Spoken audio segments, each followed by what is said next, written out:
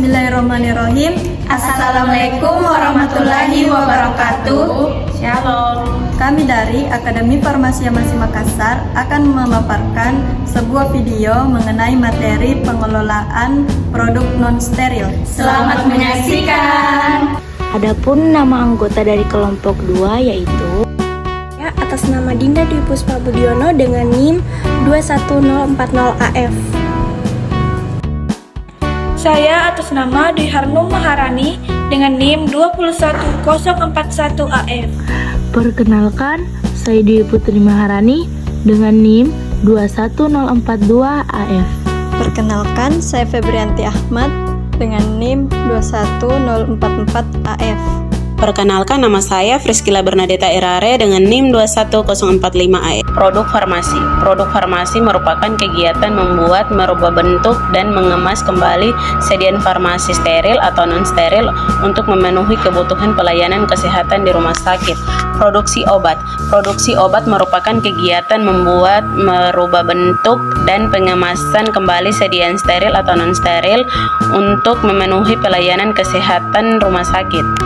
Adapun fungsi pelayanan produksi, membantu dan menunjang fungsi instalasi farmasi dalam hal penyiapan dan pengadaan perbekalan farmasi atau obat. Selanjutnya itu prinsip produksi.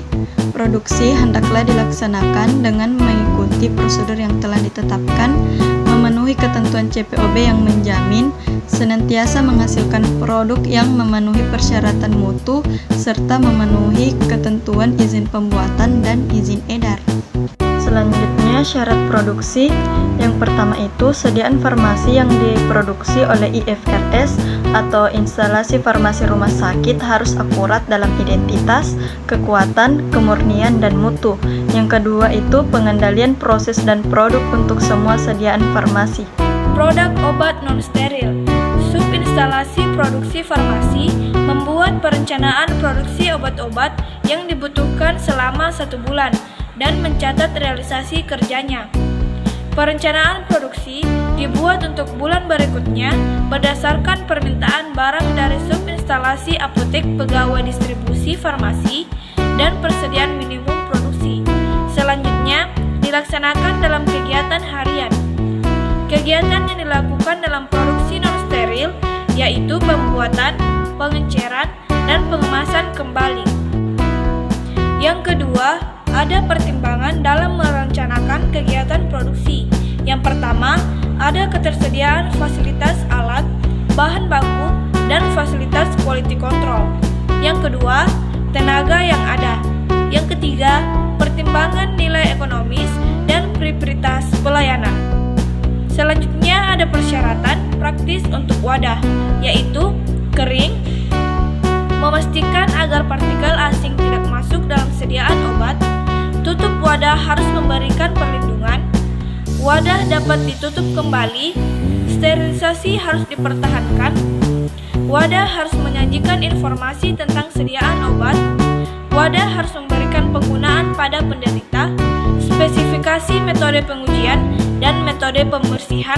Sterilisasi wadah dan tutup harus bersih. Produksi non-steril, pembuatan sirup, pembuatan salep, pengemasan kembali, dan pengenceran. Contoh larutan non-steril, yang pertama suspensi atau emulsi non-steril, yang kedua galenika, yang ketiga air aromatik. Produksi non-steril yang pertama yaitu pembuatan. Subinstalasi produksi farmasi memproduksi non-steril berdasarkan master formula.